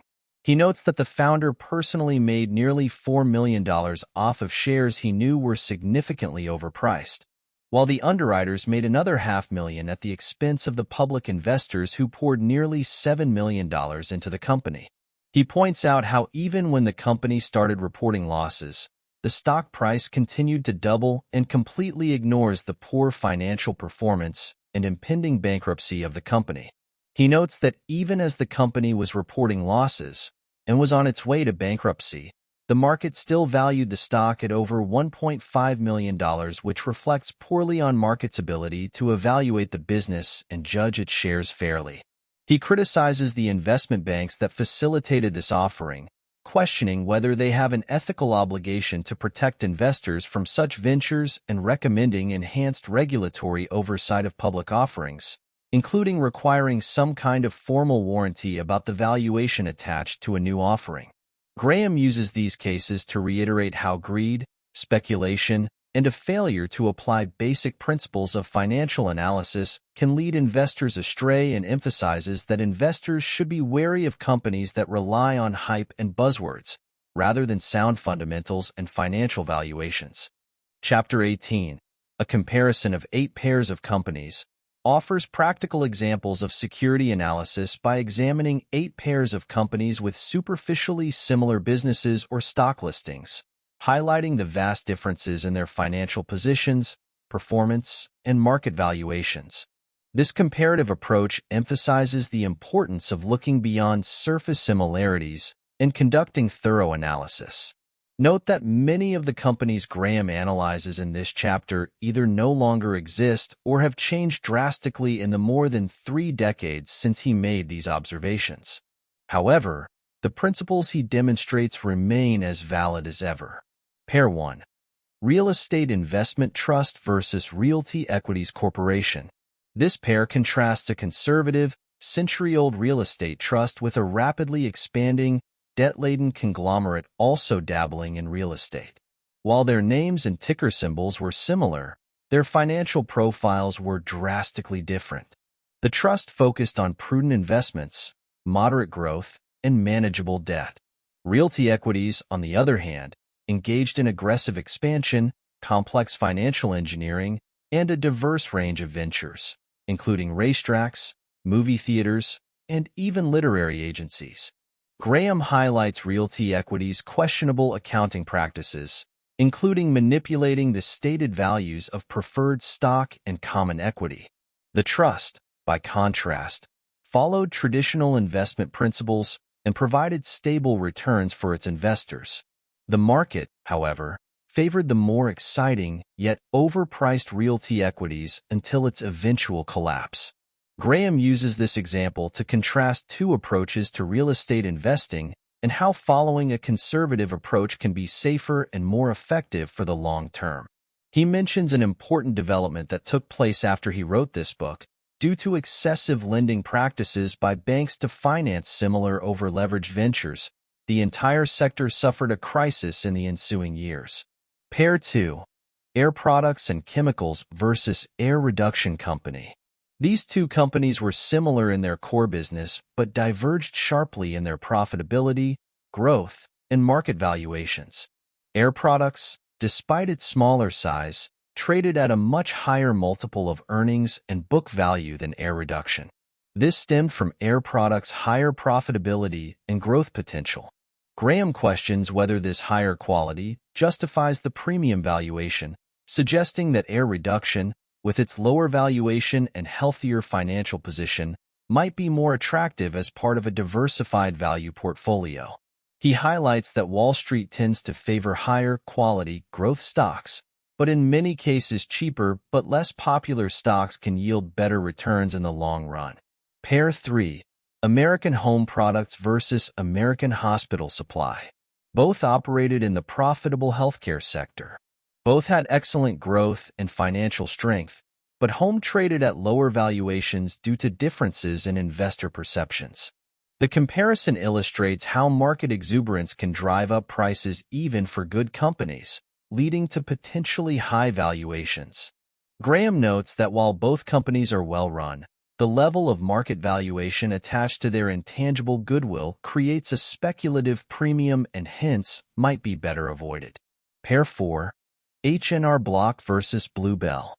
This pair contrasts a rapidly growing, high-multiple stock, H&R Block, with a well-established, conservatively valued company, Bluebell. Despite its smaller size and lower earnings, H&R Block commanded a vastly higher market valuation due to investor enthusiasm over its impressive growth in the fast-growing tax preparation business. Graham highlights the extreme disconnect between Block's high valuation and its underlying assets and earnings, comparing it to other high-growth companies like IBM and Xerox. He shows that despite the exceptional growth in earnings, the valuations attached to this growth by the market created a speculative risk which might have been better avoided. Pair 5. International Flavors and Fragrances, IFF, versus International Harvester. This pair highlights the role of profitability and growth in valuations. While Harvester was a much larger and better-known company, IFF enjoyed superior profitability and an impressive growth record, leading to a higher market valuation. Graham points out that IFF achieved its success by focusing on its core, highly profitable business, whereas Harvester's large size hadn't translated into comparable profitability or growth.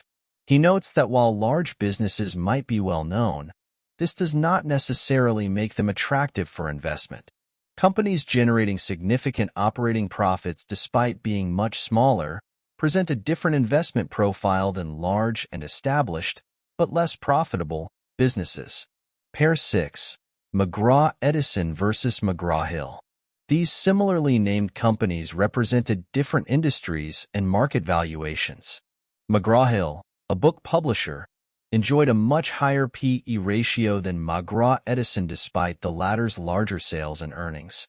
Graham attributes this to the market's speculative enthusiasm for publishing stocks and cautions against buying glamour over value. He cites Dr. Johnson's famous phrase, "triumph of hope over experience," here to highlight the risks of relying solely on a company's projected growth over its past performance. Pair 7. National General versus National Presto. This pair contrasts a large, complex conglomerate with a smaller, simpler company. Despite National General's much larger size and market value, its revenue and income were similar or even lower than National Presto's, and its structure included multiple layers of securities. Graham highlights the difficulty of determining the true market value of such complex capital structures and shows how such financial complexity can obfuscate the true nature of the business and lead to higher than average valuations relative to their earnings. He illustrates the wide divergence between market prices for two companies operating in similar business environments when one focuses only on the core product and the other engages in expansion using acquisitions or other types of debt financing. Pair 8. Whiting Corporation versus Wilcox & Gibbs. These companies presented a stark contrast in performance, dividends, and market valuations. Whiting, a materials handling equipment maker, exhibited steady growth, consistent dividends, and a reasonable valuation. Wilcox & Gibbs, while having a much longer operating history, engaged in a less successful diversification strategy, resulting in poor earnings and an unsustainable valuation. Graham suggests that focusing on a few core products can lead to better business outcomes than expansion into unrelated areas via financial engineering. Graham concludes the chapter with several key observations. He notes that while his selection of companies was not random, they demonstrate the variety of businesses and market behaviors an investor is likely to encounter. He emphasizes that the market's judgment, as reflected in stock prices, can be unreliable and sometimes irrational. He illustrates how widely the prices for stocks fluctuate over time and reminds investors to be prepared for significant declines even in the short run, let alone large fluctuations across multiple years or even decades. He concludes by reiterating his preference for a value-oriented approach, focusing on identifying undervalued companies rather than trying to predict future market or earnings growth.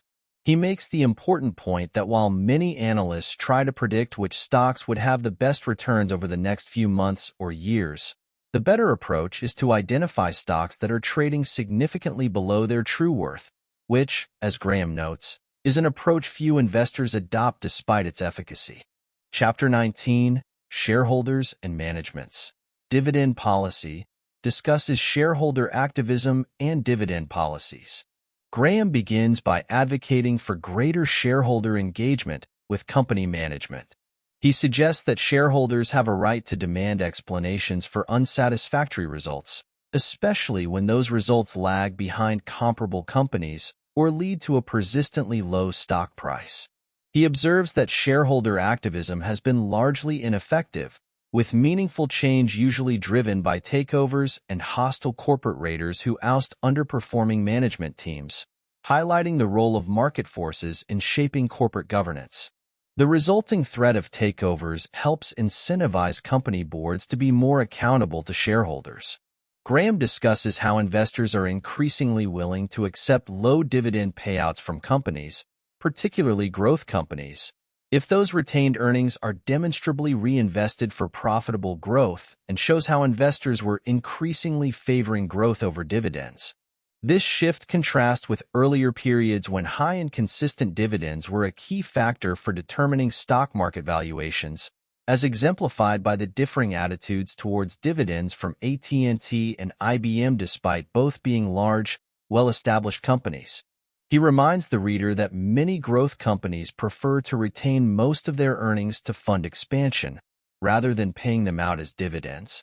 Companies justify this policy by arguing that these earnings are better reinvested by the business, but Graham argues that this policy only works if it demonstrably increases earnings over time. He cites Texas Instruments and Superior Oil as examples of companies that kept dividends low even during times of high profitability and share prices, and cautions that while a low payout might be justified for recognized growth companies, in many other cases, it results in an undervalued stock price. Graham proposes two key tests for evaluating a company's dividend policy. A reasonable payout of earnings, around 2/3. A clear demonstration that reinvested profits have led to satisfactory growth in earnings per share.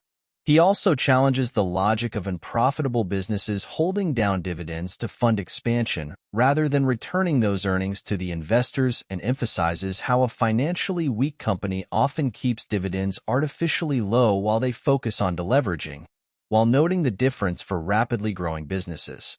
He then differentiates between stock dividends and stock splits. A stock split is a restatement of the number of shares outstanding, designed to lower the price per share to increase liquidity and make them more accessible for small investors. A true stock dividend, on the other hand, represents a distribution of earnings reinvested over a specific period, typically valued at the market price at the time of declaration. He rightly notes that it is an accounting entry for the most part. While stock splits and stock dividends are often bundled together, Graham suggests that stock splits are usually greater than 25%, while stock dividends are smaller, generally not exceeding 5%. He advocates for companies to modernize their dividend policies and clarifies the difference between a stock dividend and a stock split, recommending a systematic policy of periodic stock dividends to provide tangible representation of reinvested earnings, and notes that this is rare. He further advocates for stock dividends in place of the cash dividends plus subscription rights practice followed by many utility companies.